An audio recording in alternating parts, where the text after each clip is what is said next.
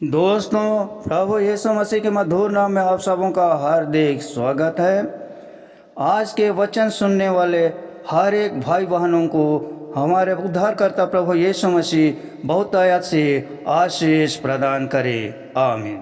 आइए आज हम दुष्ट आत्मा स्वरों में क्यों गया इस पर मनन करेंगे जो हमें मिलता है मार्कुस रचित सुसमाचार अध्याय 5 1 से 20, मत्ती रचित सुसमाचार अध्याय 8 28 से अध्याय 9 1, लूका रचित सुसमाचार अध्याय 8 26 से 39 में।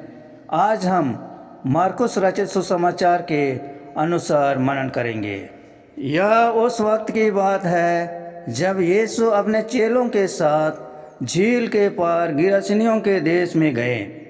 जब यीशु नाव पर से उतर रहा था तब एक अशुद्ध आत्मा वाला मनुष्य कब्रों में से निकलकर उसके सामने आया।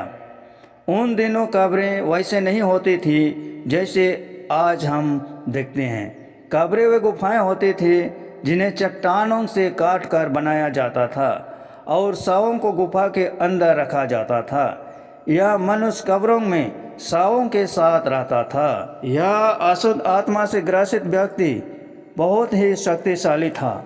उसे कोई बांध नहीं सकता था, यहाँ तक कि जंजीरों से भी नहीं बांधा जा सकता था, क्योंकि उसके हाथ पांव बार बार जंजीरों से बांधे जाते थे। परंतु उसने जंजीरों को तोड़ डाला और उसके पैरों की बेड़ी तोड़ डाली। कोई भी इतना शक्तिशाली नहीं था जो उसे वश में कर सके। लोगों ने उसे जंजीरों से बांधने की कोशिश की पर सब व्यर्थ हुआ। उसके जैसे कोई भी ताकतवर नहीं था। वह दिन रात कब्रों और टीलों के बीच चिल्लाता रहता था और अपने आप को पत्थरों से घायल करता रहता था। कभी कभी वह जंजीरों से छूटकर पहाड़ियों की ओर भाग जाया करता था। जब उसने यीशु को दूर से आते देखा तो वह दौड़कर उसके सामने घुटनों के बल गिर पड़ा और अपनी ऊंची आवाज़ से चिल्लाया, हे यीशु, परम प्रधान परमेश्वर के पुत्र, तुम मुझसे क्या चाहते हो? ईश्वर के नाम से मुझे दुख मत दो। क्योंकि यीशु ने उसे कहा था, हे अशुद्ध आत्मा, इस मनुष्य में से निकल जा। इससे पहले किसी ने यीशु के बारे में उसे नहीं बताया था। वह मानसिक रूप से स्थिर नहीं था, परंतु वह यीशु को जानता था। कैसे? उसके अंदर का दुष्ट आत्मा जानता था। मनुष्य शायद यीशु को ना जानता हो, लेकिन दुष्ट आत्माएं यीशु की उपस्थिति को जानती हैं और उसे डरती भी हैं। यीशु ने अशुद्ध आत्मा को मनुष्य में से निकल जाने का आदेश दिया। इसी तरह जब आप किसी दुष्ट आत्मा को, किसी व्यक्ति को छोड़ने का आदेश देते हैं तो आपको यीशु के नाम पर ऐसा करने की आवश्यकता है।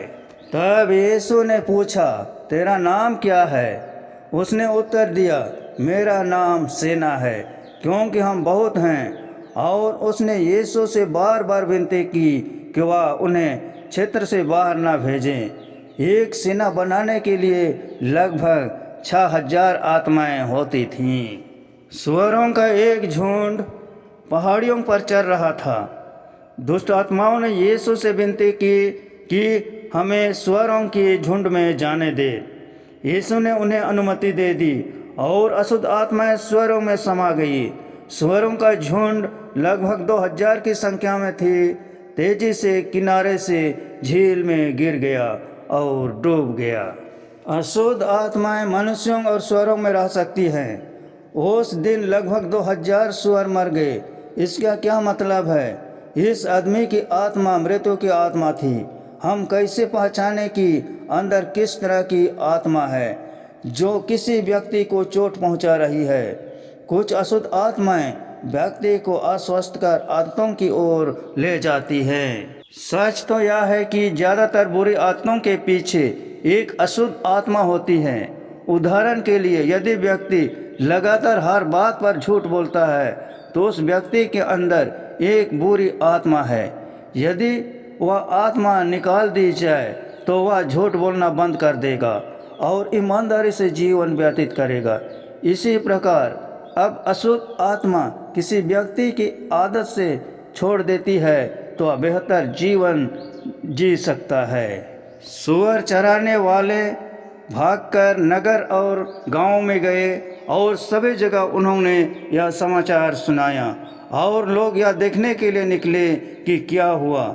जब वे यीशु के पास आए तो उन्होंने उस मनुष्य को जिस पर दुष्ट आत्मा का दल सवार था कपड़े पहने और सचेत बैठे देखा और वे डर गए और अचंभित किए। आम तौर पर लोग जब यात्रा करते थे तो भूत प्रेत से ग्रस्त मनुष्य के डर से इस मार्ग से बचते थे, लेकिन अब हर कोई उसे देखने के लिए दौड़ रहा था। जिन्होंने उस व्यक्ति को देखा था उन्होंने लोगों को बताया कि दुष्ट आत्मा से ग्रस्त व्यक्ति के साथ क्या हुआ था और सुअरों के बारे में भी बताया।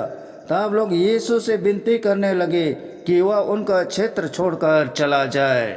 ऐसा उन्होंने इसलिए कहा कि वे सुअरों को अधिक महत्व देते थे, क्योंकि सुअर उनके रोज़मर्रा की ज़िंदगी के एक हिस्सा थे जिसका सामना हम अब भी कर रहे हैं। यहाँ हमें अगली पीढ़ी के लिए पर्यावरण और प्राकृतिक संसाधनों की रक्षा करने की आवश्यकता है, लेकिन इंसान की जान कहीं अधिक कीमती है।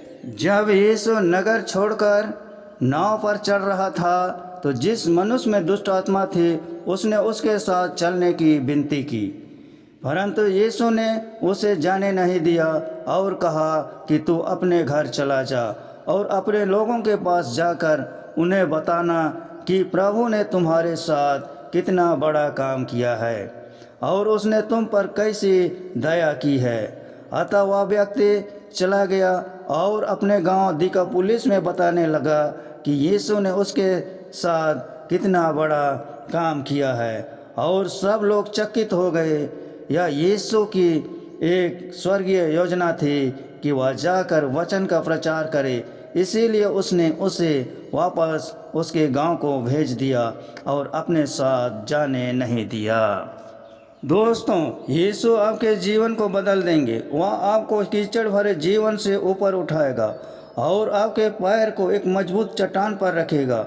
आज आप चाहे जो भी सामना कर रहे हों, आने वाली चुनौतियां निराशाजनक हो सकती हैं, लेकिन याद रखिए आपके पास एक उद्धारकर्ता है और वह हमेशा तैयार होकर आता है। बशर्ते आप यीशु मसीह पर विश्वास करें और उसके वचन के अनुसार चलें तो वह निश्चय ही आपका उद्धार कर सकता है, क्योंकि स्वर्ग और पृथ्वी के बीच में यीशु मसीह को छोड़कर कोई दूसरा उद्धार करता नहीं है। दोस्तों, यह शुभ संदेश आप सबों को कैसा लगा? अच्छा लगा तो शेयर करें, लाइक करें और चैनल को सब्सक्राइब जरूर कर दें। धन्यवाद।